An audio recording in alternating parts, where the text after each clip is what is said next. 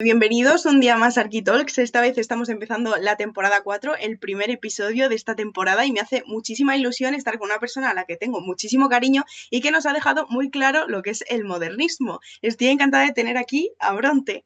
Hola, Bronte. Qué fuerte esto, ¿eh? Y eso que ella me grabó un vídeo en Valencia que nunca pude llegar a subir, además, Total. porque pasó la Dana y quedaba Fuerte, como muy fuerte. feo, ¿eh? Sí, Sí, fue fuerte. sí, Pero sí, bueno, se volverá y se hará de nuevo. efectivamente. Bueno, ¿qué tal estás? Pues muy bien, aquí discutiendo con homófobos de internet, como el día a día de cualquier creador de contenido LGTB, pero con muchas ganas de charlar un poco con arquitectos, ¿no? Que sois como el colectivo al que yo esperaba no caer bien y que parece ser que tampoco caigo tan mal. Que hay una lucha de egos ahí muy tocha entre vosotras, ¿eh? Sí, José, Ujú. madre mía. Justo te iba a preguntar por eso, porque tú no has estudiado arquitectura y te iba a preguntar por qué te empezó a interesar la arquitectura y todo esto del modernismo. A ver, yo creo que la arquitectura en parte creo que nos interesa un poco a todas, ¿no? Ujú. Porque como que al final siempre estás como pensando cómo será tu casa, todo ese tipo de cosas, como que... Y creo que perder eso es lo que está llevando a que tengamos una arquitectura, por lo menos en Madrid, de cada vez peor calidad. Pero yo entro en la arquitectura más por la historia del arte, ¿no? Que es lo que más me gusta, la historia del arte arquitectónico, ¿no? Por Ujú. decirlo de alguna forma. Pero claro, yo no, de hecho no termino la carrera de historia del arte, bueno, tengo unas asignaturas pendientes porque lo que es la historia de la arquitectura se queda muy en las pirámides y en el Renacimiento. Y da mucha pena, ¿no? Y que a mí me gusta, por supuesto, pero yo que quiero profundizar más en la arquitectura y estilos del siglo finales del 19 20 pues te quedas muy cojo. Y por lo que sé, por lo que me contáis muchos arquitectos, es que esto no se estudia ni en arquitectura ni en historia del arte. Entonces, ¿quién estudia historia de la arquitectura así en verdad tocha del siglo XX? We'll never know. Tú mismo. O sea, Los cuatro literal, frikis de turno, ¿no? literal, el que le interesa. O sea, es que en arquitectura damos como dos asignaturas que se supone que son historia de la arquitectura, pero es súper leve, lo tipiquísimo y como que no profundizas nada tampoco. Entonces, Claro, para eso será estás más tú. como historia de las estructuras, ¿no? El cómo se evoluciona en la construcción y todo Un este tipo de poco, cosas. sí, un poco, porque es que a veces Claro, se han centrado más en Egipto que en contarnos cosas más, no sé, un poco raro, la ya. verdad, la organización de esa asignatura. Pero sí, es verdad que al final es como que no está en tierra de nadie y al final nadie la estudia, ¿no? Y se centran más en lo último que ha pasado o algo así y como que ya está, se quedan a gusto. Pero bueno. Porque claro, yo todo esto a mí en el modernismo, que fue un momento creo que muy importante para la arquitectura, sobre todo porque coincide con la introducción de nuevos materiales como el Ujú, hormigón, el hierro y el vidrio, creo que no se estudia en profundidad los cambios estructurales que se hicieron. Y creo que en eso Gaudí quizás le tocáis un poco, que sí que yo me meto mucho con él, pero siempre reconozco que como ingeniero, como arquitecto calculador de pesos, era ujú, un genio. Pero es que luego también Domènech y Montané, cómo calculaban pesos, cómo pensaron edificios totalmente diferentes, es súper interesante. Y creo que tiene mucho más que ver la arquitectura de hoy en día con lo que hicieron ellos que con lo que hicieron gente pues hace 500 años, ¿no? totalmente, eso es totalmente verdad. Y justo hablando de esto del modernismo, te iba a preguntar cuál es la mentira más grande que nos han contado sobre el modernismo, porque es verdad que a veces el término incluso llega a ser confuso, la gente no lo llega a entender, que tú siempre nos lo aclaras. Mm, Bueno, yo creo que eso, lo principal es que no solo estaba Gaudí y Ujú, que Gaudí no es un padre del modernismo. De hecho, Gaudí ya es un outsider dentro de lo que es el modernismo. Y además ni siquiera es de los primeros. O sea, él está a la par que muchos y hay gente que trae el modernismo antes que él, que son los verdaderos padres, ¿no? Domènech y ujú. Montané y los Sí, arquitectos anteriores, Sagnier, etcétera, que son muy interesantes y que son los que crean, ¿no? Creo que hay una confusión muy grande con las líneas temporales que se hablan de arquitectura porque se habla mucho de Guimard, de Horta y de Gaudí, cuando ellos son el máximo esplendor del modernismo como lo conocemos hoy, ¿no? O ujú, sea, que había habido muchas cosas antes que había llevado a que ellos existieran y que crearan lo que crearon, ¿no?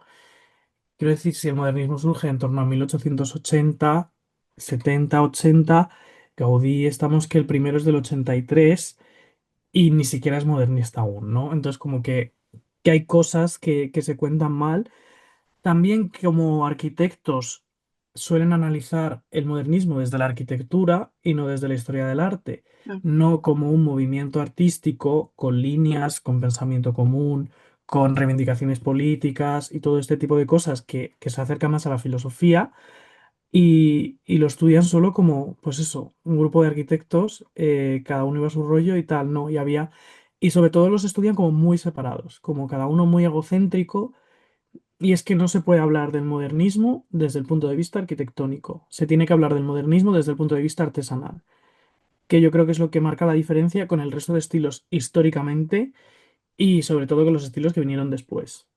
No se puede hablar de modernismo desde el punto de vista desde el arquitecto, es imposible. Es una obra de arte total.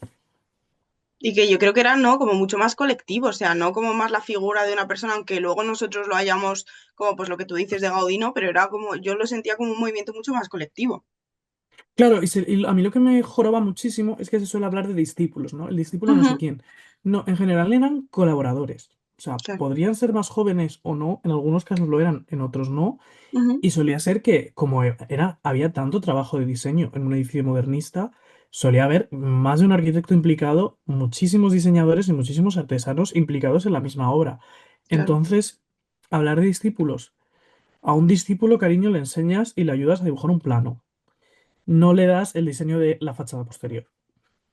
¿Sabes? Eran colaboradores y era un movimiento colaborativo muy grande y es que te tienes que imaginar las obras con 100 firmas diferentes, no con uno que vale, que los unía a todos.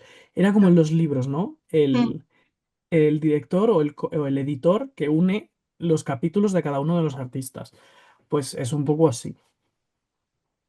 Qué guay. Y justo hablando de todo esto, de, porque conocemos a, obviamente a Gaudí, conocemos a Domènech y Montaner, pero ¿sabes algún nombre de alguna arquitecta modernista? Porque claro, sí, el problema que ya sabemos es que estaban, pues eso, o escondidas detrás de un seudónimo o detrás de uno de estos arquitectos como más importantes y nunca se las conocía a ellas. Claro, yo tengo muchas ganas de investigar más sobre las mujeres en el modernismo. Bueno, la primera mujer arquitecta oficialmente en España fue más tarde, Ujú. bastante más tarde, creo que fue en los años 40, ¿no? Creo que Eh, fue Ucelay, me parece, ¿no? Matilde Ucelay, uf, creo. Bueno, esa fue la primera, creo, en mi escuela, que claro, entiendo que era primer, o sea, a nivel nacional. claro, sí, debe ser, porque fue la innovadora aquí. Creo que en este sentido tiene sentido hablar de más de mecenas que de Ujú, arquitectas, porque a ellas no las dejaban ejercer, ¿no? claro. Entonces, cómo muchas mujeres de ese entorno consiguieron influenciar el modernismo, les interesaba y consiguieron, bueno, pues también guiar a los arquitectos, que al final era una posición también funcionarial, ¿no? Era como necesitabas la firma de un arquitecto para que ese Claro. edificio pudiera existir.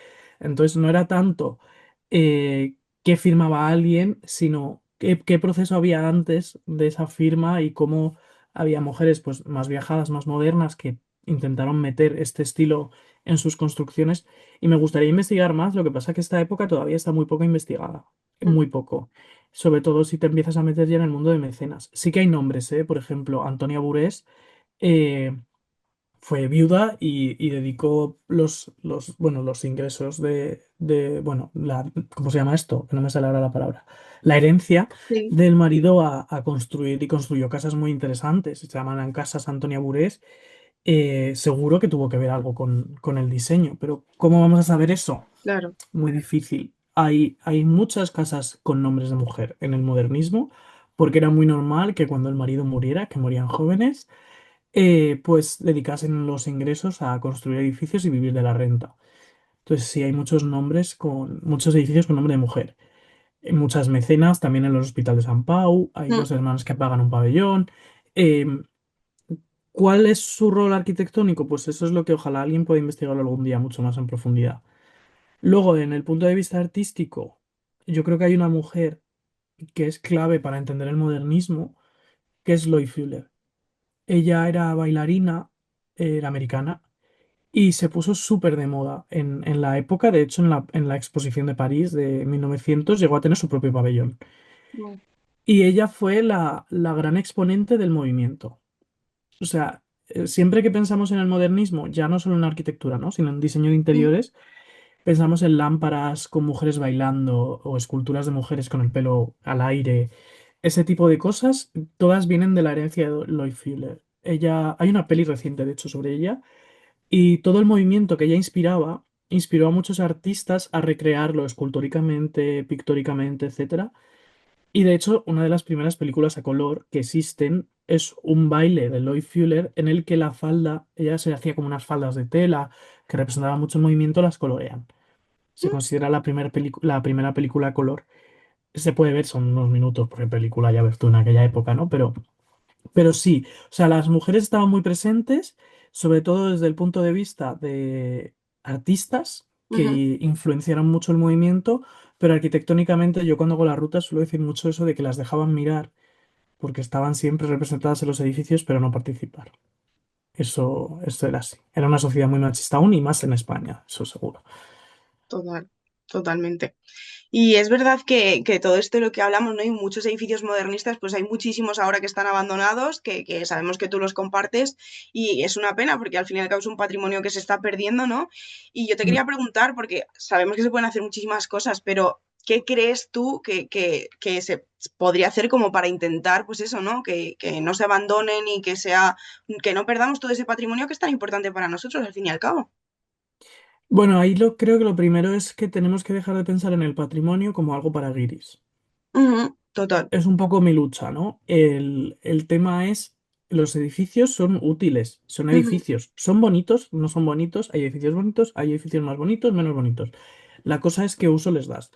Cuando hablamos de un edificio patrimonial, a cualquier persona que quiere invertir en construir su vivienda allí o abrir un negocio o lo que sea, siempre dicen muy caro.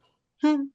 Muy caro porque tiene unas normas, porque tienes que cumplir la normativa de patrimonio. Y eso es cuando están protegidos, que la mayoría, por no No decir está el protegido. 80% de los edificios de este periodo todavía no están protegidos, son Mm. demasiado recientes. Entonces, ya les echa para atrás. Ahí tiene que haber ayudas del gobierno también para mantener estos edificios. Pero sobre todo yo creo que es el entender que los edificios bonitos no tienen que ser museos. Pueden ser edificios públicos útiles y de hecho que la mejor forma que tenemos es de convertirlas en edificios utilizables, ya sean colegios, centros de salud, bibliotecas, etcétera. En Madrid tenemos el problema, bueno, de que desde que está Almeida y desde que está la señora Ayuso no se ha abierto ninguna nueva biblioteca. Pero hay ciudades donde sí se abren bibliotecas, se construyen bibliotecas nuevas. Creo que entender el patrimonio como un sitio que puede tener una función y que luego un sábado lo abres para visitas, o que sea un sitio, toda una biblioteca que es bonita, puedes entrar a verla Mm. y ya está, y no pasa nada. Eso en Barcelona lo tienen más claro. Tampoco voy a aplaudir yo a Barcelona, que en Barcelona se destruye muchísimo también, pero algo se conserva y se Sí, conserva en forma de, pues por ejemplo, la Casa Tusquella en forma de centro de mayores para la gente del barrio de ahí arriba. Los centros cívicos de Barcelona en general son edificios históricos reconvertidos y eso es muy bonito, pero porque también hay una cultura de movimiento vecinal que exige espacios. Aquí en Madrid, el ayuntamiento ha luchado mucho por cargarse todos los movimientos vecinales y estando tan debilitados, pedir espacios es algo imposible. sí. Entonces, no hay. Y las pocas actividades para las vecinas se están yendo al carajo. Incluso eso decían las señoras que les han quitado zumba y ajedrez Mm. y las tareas de memoria y todas esas cosas, porque el fin de la arquitectura también en este sentido es un fin político. Crear espacios conjuntos, crea conciencia de clase y no nos interesa. Y sobre todo yo creo que lo importante es eso de divulgarlo para que la gente más lo conozca y sobre todo el que se nos está olvidando un poco, ¿no? Que nosotros también podemos pedir cosas, quiero Sí, decir, a lo que dices tú de los movimientos vecinales, ¿no? Que al fin y al cabo cuando nosotros nos unimos y pedimos algo que se necesita en nuestro barrio, o sea, es algo que se puede hacer. Y sobre todo eso cuando tenemos edificios abandonados y tal, o sea, en lugar de gastarte dinero, porque si lo tiras vas a tener que gastarte dinero igual, se puede gastar en volverlo a reutilizar, lo que tú dices, para cosas comunitarias y está muchísimo mejor, o sea, es obviamente es muchísimo mejor para todos. es eso, el creer en una ciudad bonita para los ciudadanos y no para que la Claro, visiten. no para Creo que los es un poco turistas. de, claro, es un poco de cambio de concienciación, ¿no? De que las personas que viven en un sitio tienen derecho a que su ciudad sea bonita y no solo las zonas bonitas del centro para los guiris. Creo que eso tiene mucho que ver con esto, el individualismo tampoco ayuda. Ujú. La gente dirá, pero estamos hablando de arquitectura y de modernismo. Bueno, es que la arquitectura es política, siempre lo fue, y de hecho la arquitectura es el lenguaje del poder, ¿no?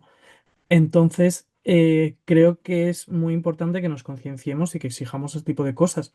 Y que también cambiemos nuestra mentalidad a la hora de, te compras un piso, quizás está totalmente reformado, pero también valora la historia del piso. Creo que también es bonito pensar que había antes ahí, ¿no?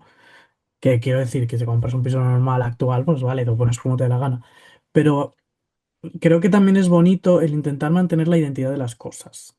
Porque ahora estamos tendiendo a hacer todo igual. Vayas donde vayas, el piso look Airbnb que llamo yo, ¿no? Qué horror. Parque gris, todo blanco y muebles de IKEA. Que parece que no Vayas ha donde vivido vayas. nadie. Mm. Y eso es Pues muy triste, ¿eh? Porque dices, joder, es que incluso para los guiris dices, vienes a Barcelona y buscas vivir ahí y no quedarte en un piso típico de Barcelona con sus suelos hidráulicos, sus molduras y tal. Como, ¿para qué viajas entonces?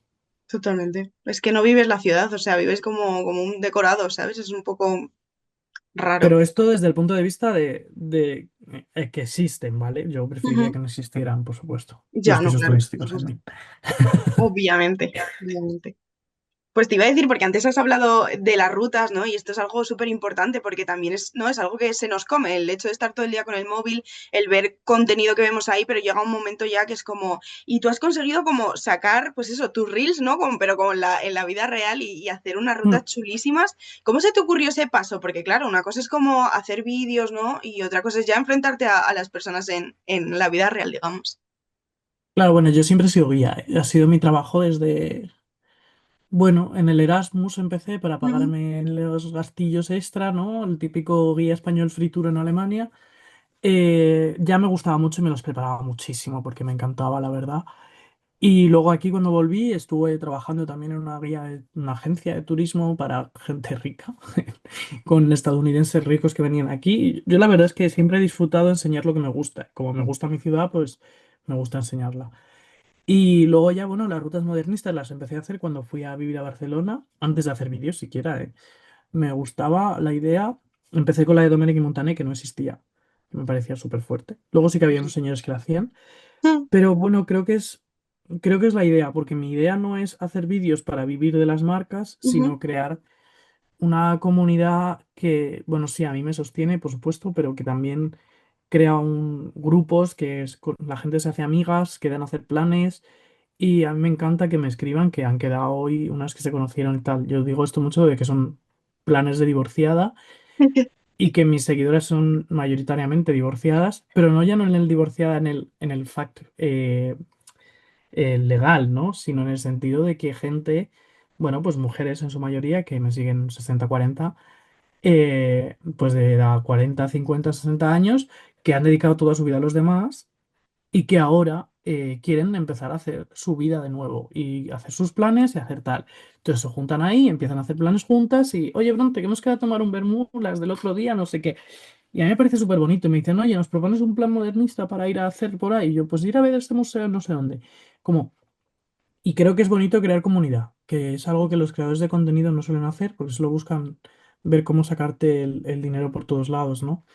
Y ya luego, ya si nos ponemos a hablar de un punto de vista de publicidad, es mucho más interesante, porque la gente se fía mucho más de ti cuando te trabajas el contacto. Pero creo que en ese sentido es la forma de Ujú. crear lazos con el patrimonio también, conocer tu ciudad y transponer que la idea de hacer vídeos sobre divulgación va mucho más allá que solo hacer vídeos. Quiero decir, y esto ya lo hace mucha gente, que Eric hace rutas desde hace un Sí. montón, pero también creadoras de contenido de historia del arte pictórico, escultórico, como Clara More, también hace sus paseos por el Paseo del Prado. Ve a eh, barrios. Bea Barrios en Zamora, que ella, bueno, es guía y de ser Sí. guía sugiero los vídeos. Creo que es muy guay porque al final divulgamos sobre algo que existe y que mejor que Ujú. verlo en directo, ¿no? Total, y la parte humana, que es lo que tú dices, ¿no? Que se nos olvida a Sí, veces. Eso justo, como yo creo que es la clave de todo esto. sí, totalmente. Y yo Entonces te quería siento hacer que tengo una... una comunidad muy, muy cerrada, no muy cerrada, Sí, muy abierta a nuevos, pero muy construida, muy cohesionada sería la palabra. Sí, como muy consolidada, yo creo, ¿no? Y es Sí. como que eso, enseguida hay una ruta y van a la ruta, o sea, es como Mm, muy guay, pero es por eso, yo creo, es por que como es tan humano y no es como al fin y al cabo a través de una pantalla que no llegas a conocer a la otra persona, no es lo mismo el sí. trato. Entonces, total. Mm. Te quería hacer una pregunta así, un poco más divertida, porque si Venga, pudieras tú hablar con Gaudí, ¿qué le preguntarías? pues mira, tengo varias cosas que me gustaría hablar con él. Lo primero le preguntaría que qué le parece la Sagrada Familia, por supuesto, porque hay varios errores tochos Ya, ya. y, y sobre todo hay muchas cosas que no sabíamos cómo iban a ser.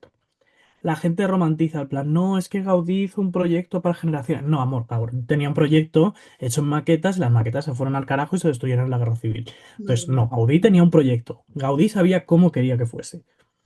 ¿Cómo es ahora? ¿Le gustaría o no?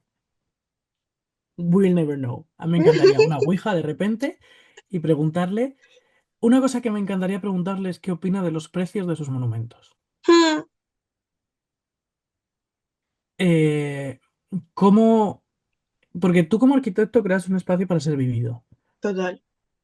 Para ser vivido por una familia con X necesidades que te pide X cosas, ¿no? Mm, Por supuesto, ha cambiado mucho la vida en Barcelona y en el mundo en general, pero a mí como arquitecto me daría pena que mi edificio ahora por las noches que estuviera muerto.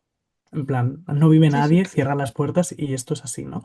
A mí esa parte me daría pena como arquitecto. Por supuesto, la valoración de tu obra siempre sienta bien, ¿no? Pero me encantaría hacer las rutas de sus edificios con él y ver qué opina y cuál es su favorita. Yo tengo mi teoría de que la que más le gustaría por cómo está organizada es la del Palau Güell, pero porque no busca ni el precio es la más barata, Ujú. tiene una ruta lógica, no está nada modificada, no han metido cosas de fuera, etcétera. Eso es lo que me gustaría ver y que muchas cosas originales estén en el Museo Nacional de Arte de Cataluña porque las tiraron a la basura, eso es fuerte. Madre mía. Em, y también me encantaría preguntarle sobre Yuyol y sobre esos contactos, sobre su parte personal, ¿no? De hecho, bueno, yo he hecho un curso de guión en Radio Televisión Española, me apetecía hacerlo, lo hemos hecho con mi novio, y he escrito como el guión de la película de Gaudí, ¿no? Qué guay. ¿Cómo sería esto? No, no creo que sea realidad nunca, de momento, Ojalá. pero claro, y yo cuando escribía este guión, yo me esperaba, yo estaba trabajando la idea del Gaudí persona Ujú. porque se le ha divinizado tanto que parece un ser tocado por Dios, y es como a mí lo del tocado por Dios me parece súper injusto, porque quiere decir que solo si eres tocado por Dios puedes ser un genio. Efectivamente. Entonces, como, no, no, era un genio a su manera, él sí que era muy creyente, todo lo que quieras, pero él era el genio por su trabajo, por lo que había hecho, por lo que había estudiado y por lo que se había trabajado. Y en este sentido, pues creo que es muy injusto decir, es que estaba tocado por Dios. No, cariño, se lo ha currado y tiene es un visionario y ya está. Entonces, de todas esas cosas me gustaría, pero sobre todo el lado humano de Yuyol, Ujú.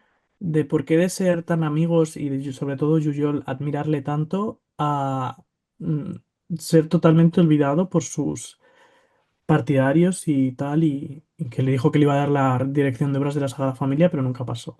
No sé, como ahí hay cosas que me parecen random. Chisme, el chisme. Mm. Sí, sí, el chisme es lo que más me gustaría sacar, ¿eh? ¿Y qué pasó con Well? ¿Cómo llevó la muerte de Well? Los proyectos fracasados, ¿no? Como él se sentía verdaderamente valorado en ese momento, cuando sus proyectos fracasaban. Es Es como, fuerte. sí, hay muchas cosas que hablar con Gaudí. Sería insoportable, yo eso sí que lo tengo claro. No, Tiene que ser no le muy soltarías el insoportable. brazo, suéltame el brazo, señora. Total, total, total. Y hoy en día hay una cosa súper importante que a mí también me parece que es el posicionarse, ¿no? Sobre temas sociales, que es también otra cosa de la que pues estamos perdiendo como divulgadores o como creadores de contenido, porque da miedo, ¿no? Da como miedo perder marcas, perder seguidores, pero claro, o sea, te estás olvidando de lo humano y de lo que o sea, nos interesa a todos y nos interpela a todos. Y es una cosa que tú lo haces constantemente cada día, o sea, Mm. recordándonos cosas que se nos olvidan, ¿no? Por la prisa también de esta vida. Entonces, ¿tú qué les dirías a todos ellos que no se quieren mojar por perder 4 likes? O sea, es fuerte. Que el dinero no lo es todo. O sea, sé que para ellos sí, Claro, por eso lo hacen, ¿no? Y Rosalía la primera, ¿eh? Rosalía ya. creo que es la gran decepción para muchos. Algunos ya llevábamos pensando hace tiempo que Rosalía iba a terminar mal políticamente Sí, y sobre todo cuando empezó a invertir en pisos, ¿no? Pero ya. El tema es que yo entiendo que es mucho más fácil no posicionarse, Claro. pero es que los que están en contra nuestra sí se van a posicionar. Porque ahora mismo está más de moda ser facha que ser de Ujú. izquierdas. Entonces, y ya no digo como ser de izquierdas, digo tener una mínima conciencia social y un respeto mínimo por los derechos humanos. El tema es, por supuesto, que tienes que aguantar mucho más y que hay muchas marcas, por supuesto, que viven del capital y el capital tiende a la derecha y Claro. por lo tanto siempre te va a tirar. Pero también sabes que te digo que hay una parte muy bonita, que es que hay muchas marcas pequeñas, ONGs, etcétera, que siempre van a preferirte a ti. Porque cuando no te posicionas todo el rato desde el mismo punto de vista, cuando te posicionas socialmente, también estás dando una imagen de estar metido en cultura, Ujú. de estar informado, de entender la cultura como algo social y como algo que defiende valores humanos en general.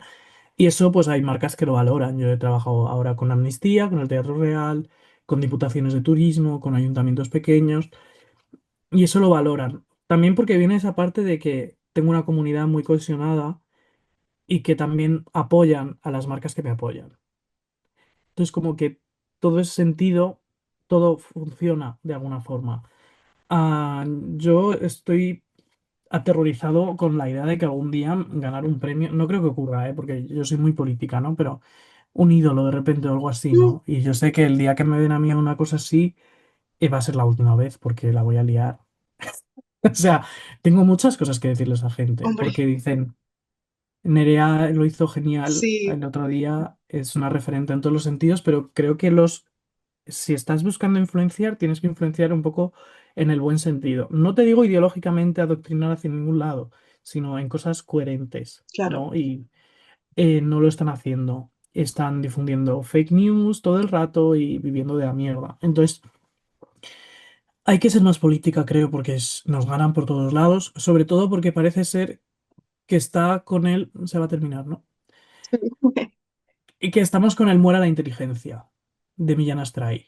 Y no, hay que ser más Unamuno en este sentido, ¿no? Que él no sabía de qué lado posicionarse, pero se posicionó por pensar. Y creo que hay que pensar más, y creo que es lo que no estamos haciendo. Y los que damos ejemplo, tenemos que darlo también. total, Y no lo estamos haciendo. Entonces, estamos creando una sociedad de merluzos de mucho cuidado. Y sí, tenemos la culpa. Y esto aquí, y para cortar ahora, si quieres.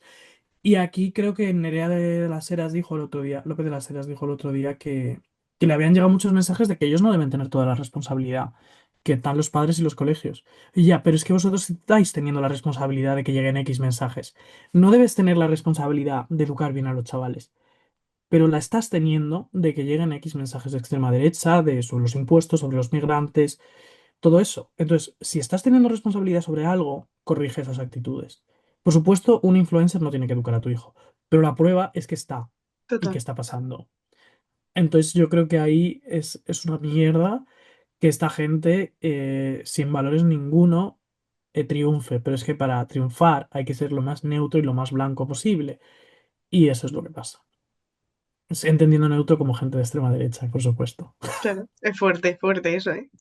Bueno, te quería preguntar un consejo que tú le darías a alguien que quiere ser divulgador o divulgadora como tú en estos temas.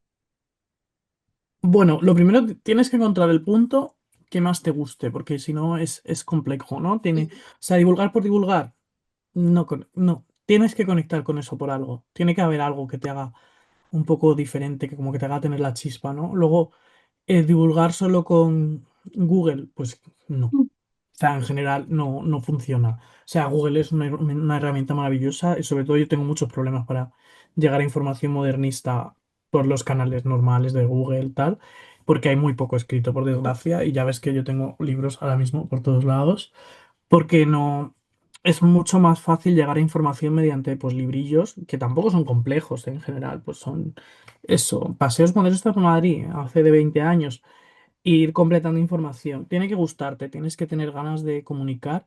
Y yo creo que sobre todo si quieres ser divulgador, tiene que haber una cosa siempre muy presente que es tu identidad y tu persona. Si no, un divulgador tiene que ser capaz de conectar con la audiencia. si no hay conexión, si eres blanco, blanco en el sentido neutro, ¿sabes? Como Sí. súper neutro, sin matices, sin comentarios, ¿sabes? Como si no metes tu personalidad en la Ujú. divulgación, es imposible que vaya bien. Por eso los creadores de contenido, siguiendo con lo de antes, más neutrales, hacen Get Ready With Me, hablan de moda y hablan de planes, ¿no? Porque no tienes otra forma de conectar con la gente. Luego dicen, es que todos los divulgadores sois de izquierdas. Bueno, porque en general va involucrado o va a la vez que tener conciencia social, que tener conciencia de clase, porque el arte es algo muy social y hay mucho dolor en el arte, hay mucha clase social en el arte, hay mucha opresión. Entonces, si eres incapaz de conectar con toda esa parte del arte, es muy difícil que divulgues. O, bueno, tú puedes intentarlo, pero que llegues a la gente, ¿no? Mm. Y creo que es la diferencia entre los creadores de contenido y los influencers, ¿no? Los creadores de contenido conectan con su audiencia porque tienen algo en común que les une y que les gusta, que es, bueno, pues en mi caso el modernismo, en el caso de Clara el arte pictórico, en el caso de Eric la corrupción y la arquitectura del siglo XXI. Eh, claro, en ese sentido, unen, ¿no? Pero claro, un creador de contenido y un influencer en ese sentido no se parecen en nada. Un influencer te dice, 4 restaurantes alquile este mes. Mm.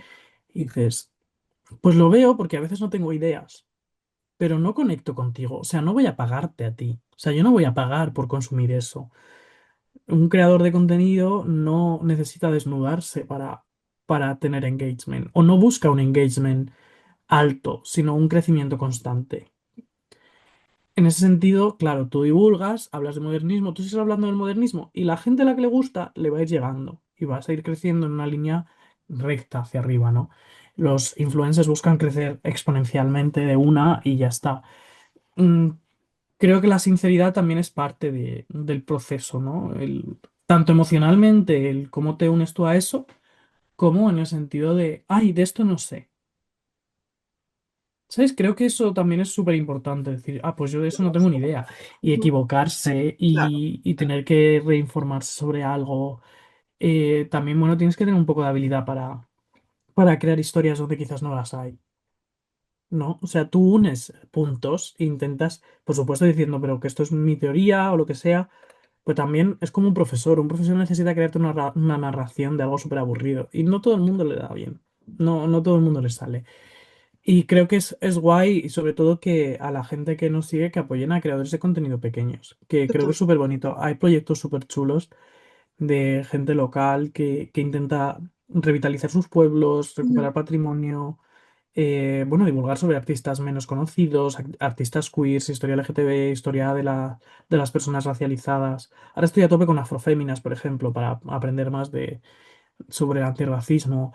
Yo qué sé, que las redes tienen una parte súper bonita, que es que hay un montón de gente friki dispuesta a soltarte toda la info que tiene sobre un tema.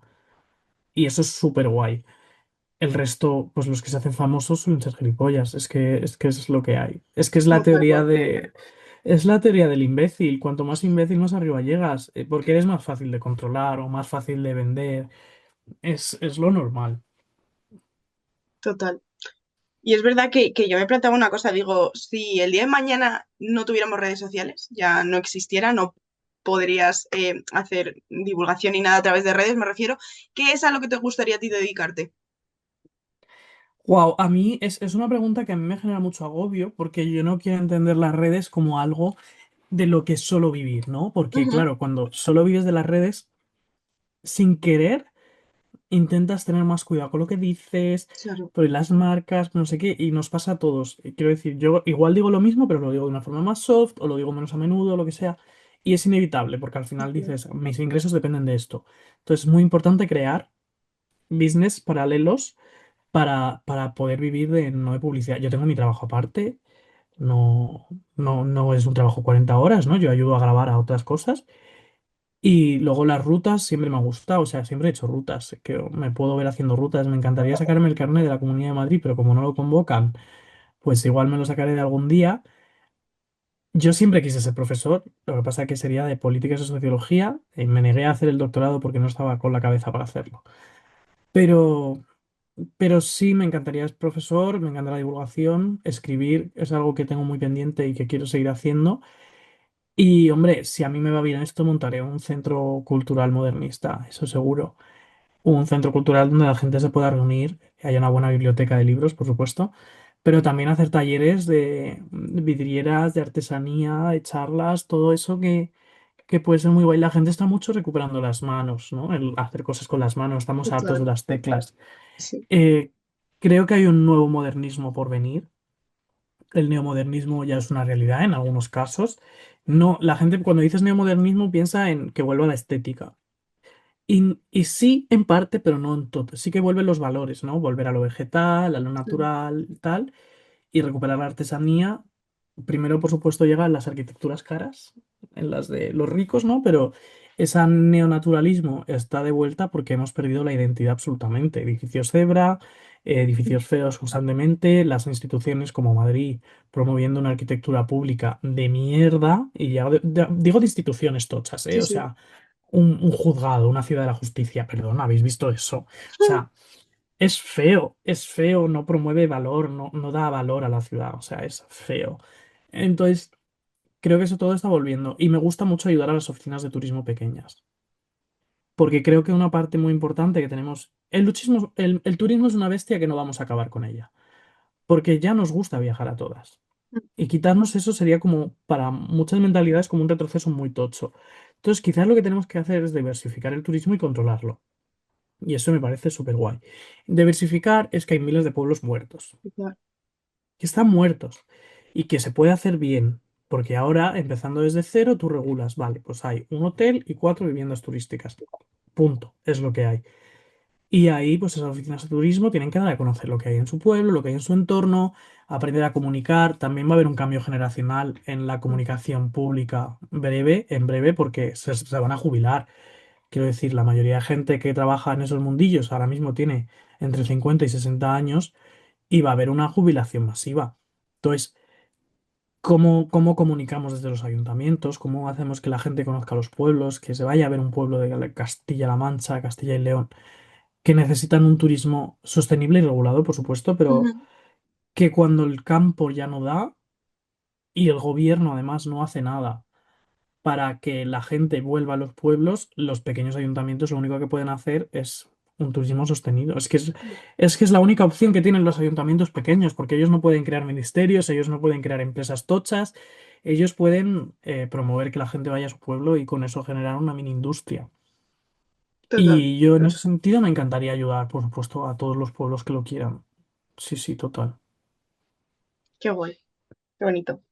Tengo ya que hacerte la última pregunta, por desgracia, porque te haría Bueno, muchas. pero tú luego, si quieres, no haces todas las que quieras. O repetimos cuando quieras también, para cerrar la Parte temporada. 2. Total. La última pregunta que te quería hacer, porque, o sea, normalmente suelo entrevistar a gente que ha estudiado arquitectura y les suelo preguntar si se Mm, arrepienten. Y a ti te quería preguntar si te hubiera gustado estudiar la carrera de arquitectura o quizá no. mucho, cada vez más, de ¿Sí? hecho. Cada vez más. Me aburre un poco la idea de saber que no voy a estudiar tanta historia de la Es arquitectura e que, historia del arte arquitectónico como me gustaría, pero no es algo que descarte. O sea, no es algo que descarte ahora mismo, sí, o sea, no quiero, pero yo jubilado o ya pasando de muchas cosas, estudiando arquitectura por gusto, claro, no te digo yo que no, no te digo yo que no. O sea, sí me gustaría. Sí que me apetece mucho terminar historia del arte, pero me da pereza por lo mismo, porque es como, me quedan las asignaturas que no me gustan. Es como, ya está. Hice las que me gustan, tal. También es verdad que yo ya tengo mis estudios y mi formación aparte. No pensaba nunca dedicarme a la historia del arte, ¿no? Y que creo que también tenemos que cargarnos un poco la titulitis. mm, por Quiero favor, decir, una persona puede saber de un tema sin haberlo estudiado. total. Y además que se nota, quiero decir, no hace falta que lleve un cartel de ese arquitecto. No, es que, quiero decir, vivimos en una sociedad, en la Edad Media no existían las carreras y la gente sabía construir edificios Mm, igual, ¿eh? O sea, hay que aprender a buscar, a informarse bien. Por supuesto, la Wikipedia es una fuente de información parcial que te sirve para hacerte un primer esquema y ver por dónde tirar. Eh, Hay que saber ir a bibliotecas, investigar. Mira, de hecho, ahora me han dado el carnet de investigador de la Biblioteca Nacional. qué guay. Eh, Porque creo que tenemos capacidad de aprender sin un tutor que nos guíe.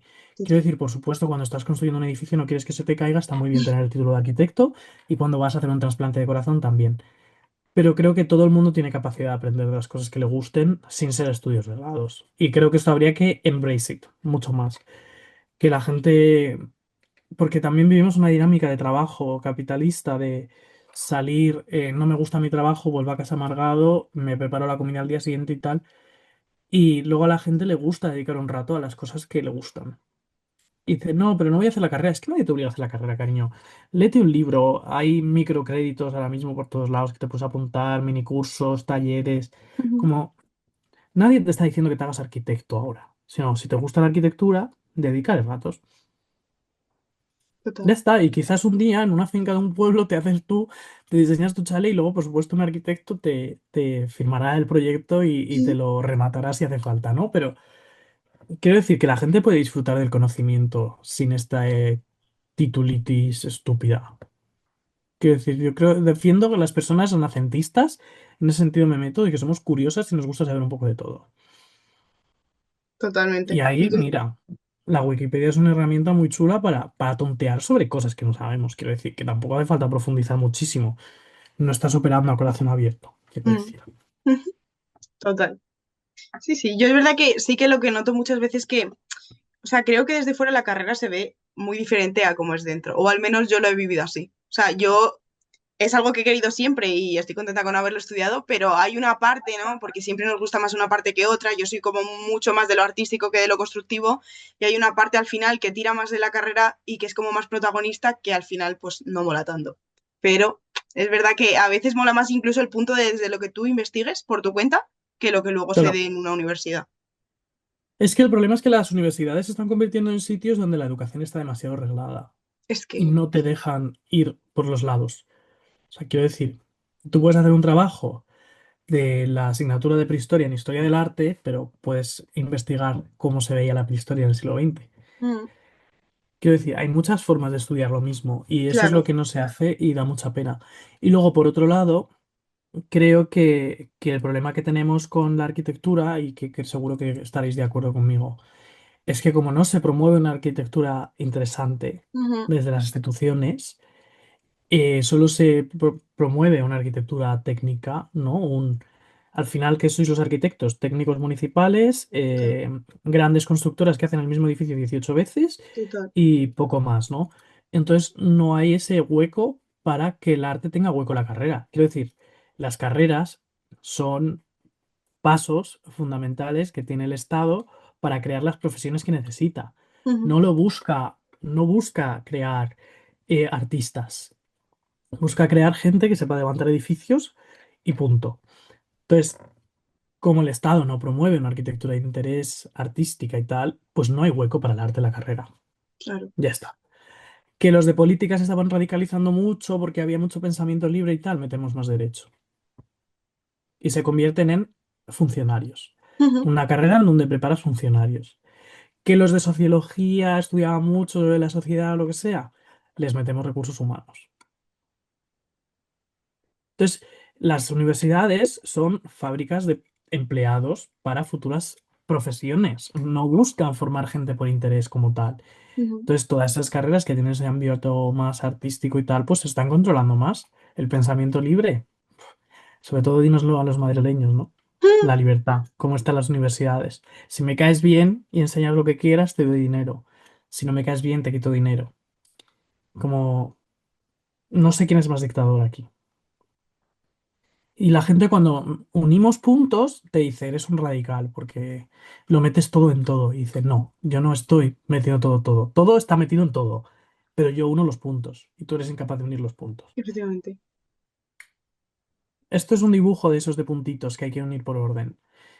Cuando has leído y has estudiado y tienes interés, no solo hay que estudiar, tienes Mm. interés y te formas, empiezas a tener capacidad para unir los puntos.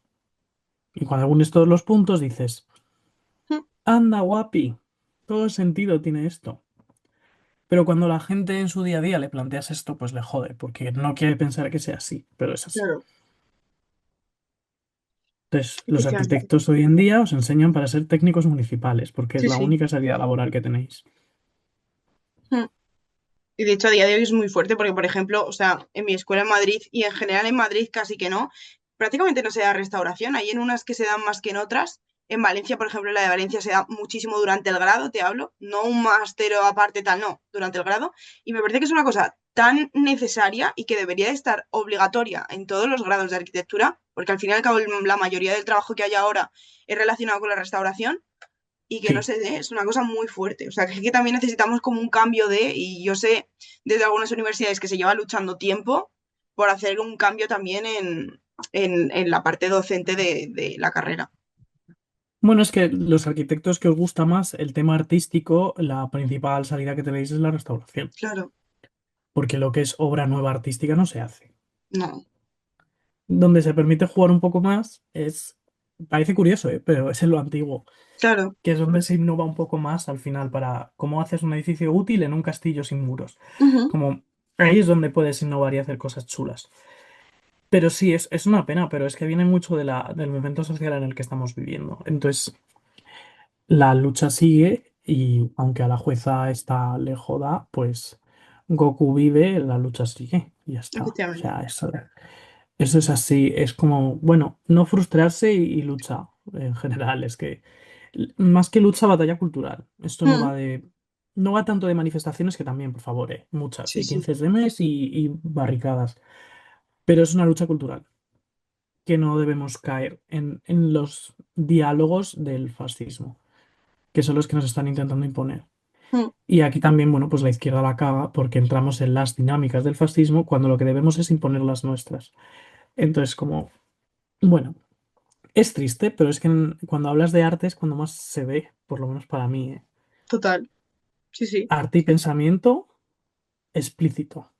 Es que es un reflejo, o sea, de la sociedad de lo que pasa. O sea que. Sí, una decadencia absoluta. Pero Mm, bueno, hay esperanza, hay muchos creadores de contenido muy guays que intentan divulgar sobre estas cosas cada vez más, es decir, sí, porque sabemos que la batalla cultural está en las redes. efectivamente. Entonces hay que dar más batalla cultural, no hay que callarse nada, por supuesto, Ujú. no hay que tolerar mierda. Y no, no es que seamos radicales, es que buscamos un mundo mejor. Y bastante radical la idea, también es verdad.